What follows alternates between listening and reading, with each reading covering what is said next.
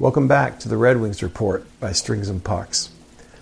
I wanted to talk a little bit about finances, and in particular, salaries for AHL and CHL players in the developmental system. So the Detroit Red Wings have seen Trey Augustine return to Michigan State, and now I think we have a better view of the kind of money that players in the NCAA are getting. Gavin McKenna was heavily sought by Michigan State. He ended up going to Penn State. The losing bid, according to this article, and I'll put the link in the description, saw Michigan State somewhere in the $100,000 to $200,000 range annually. Penn State came up with $700,000 for that kid. So going back to Michigan State, Trey Augustine, if he's making around that lower end, around $100,000, plus he has NIL money that comes in when people buy his jerseys and things. He has his own store link, and he's working with at least one other company. So let's say he's making that $100,000 to $150,000 at Michigan State.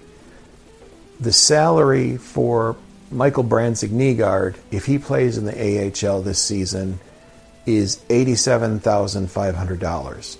Now, if he plays in the NHL, he can make over $900,000 with all of his bonuses and everything. Plus, he gets a near $100,000 signing bonus. So, if Augustine was going to play in the AHL, it's not a stretch to think that with the signing bonus and the salary, he'd be making around $190,000. Take out taxes, take out agent fees and everything. And if he's making $150,000 at state, he's making just as much money. He can keep playing a way lighter schedule, and he can hold out for his rights. So we saw Isaac Howard use this negotiation to force a trade to Edmonton, and he'll get an NHL salary, which is, much up to, over $900,000. Count as signing bonus, these guys can make $1 million in the NHL.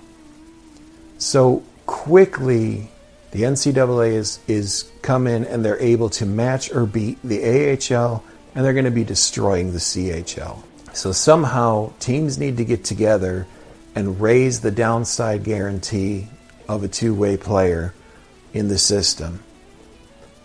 Downside guarantee, that just means if they played their entire season in the AHL making that salary. Because you come up to the NHL, you get a bump, you're making 10 times the money, and obviously you're getting a shot. So while you factor all of that in, the fact that someone can go to college and make more money than they can in the AHL, that's a problem. Now, that's a rare case at this point, but it's a problem. I'd reached out to a former NHL player. I'd asked about this issue about kids going to college, kind of bypassing in their development, and his response was essentially, yeah, you need to get what you can, because you play for the AHL, and in this case, talking about a player that's not drafted, that's not on an ALC and an ELC, they're making $70,000 in the AHL.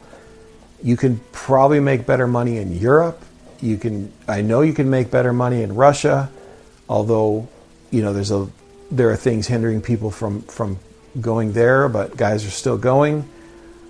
So what is holding up the owners from giving an increase at the AHL level for prospects, at least for someone on a two-way contract? I don't see a reason not to raise those salaries from $87,500 to $150,000. Then with your signing bonus, your downside guarantee is $250,000, and you get an opportunity to be called up to the NHL. That kind of raise should be enough. And yes, I'm well aware the NHL revenues, even though they're going up, they hit $5 billion, they're not pacing with inflation. The NHL needs to be raking in more money cumulatively. What that ignores is that they do everything based on all 32 teams and on their revenue sharing model. individual teams and owners, they could they could put up the money into the AHL to raise those salaries to keep prospects in the system. Might cause a fight at the Board of Governors, but they need to do something to get that bottom end guarantee raised, so that you're not competing with collegiate programs who can pay the kids better, the kids play fewer games, and have a chance to get a degree if they want to do that. And then they can just wait out the rights, because now it looks like all the prospects are going to have that 4-year window. So they can just, even if they started in junior pro, they can go to college, make way more money than they would in junior pro, and even make more money than the AHL and the ECHL for that matter.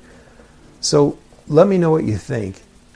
Should the owners step up and say, okay, to bring our prospects into the system to make it so that we're not losing these guys' rights to college, we need to give them a bump, because inflation's outpaced their salaries, and they know they can make more money going to college. Even if they made the same money to go to college, and then you can pick what team you want to go to, that's going to be pretty tempting for a lot of guys. I know I'd at least consider it. I think that bumping the AHL salary up to $150 and finding a way to help the junior teams raise the money, and again, this has to come from ownership at the NHL level, to get that money to the player, to raise those salaries up to somewhere just around what the AHL salary is right now, 80 grand, 70 grand. At least make it something that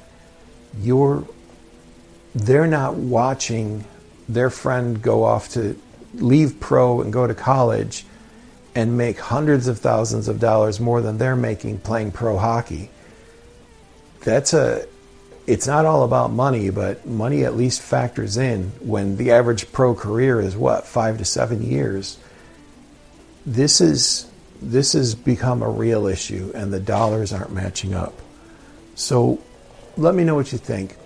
What would you, if you're an owner, GM, you go to those meetings, I would suggest raising those AHL salaries on the two-way deals, on the entry-level deals, up to $150.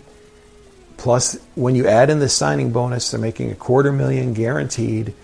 You don't have to worry about competing with most of the NCAA deals at this point. The Penn State is kind of a one-off at this point, but it's still there and it still needs to be examined. You've got to raise that downside guarantee. The owners are going to have to come up with the money to compete if they don't want to see high-ranking prospects hang out in college, make more money, and then just walk when their rights expire. Let me know what you think. Am I making too big a deal of this? And what would you do in the same situation? I'm going to talk again later about the broadcast rights, and ESPN just spent a whole lot more money as they get ready to launch their new premiere service.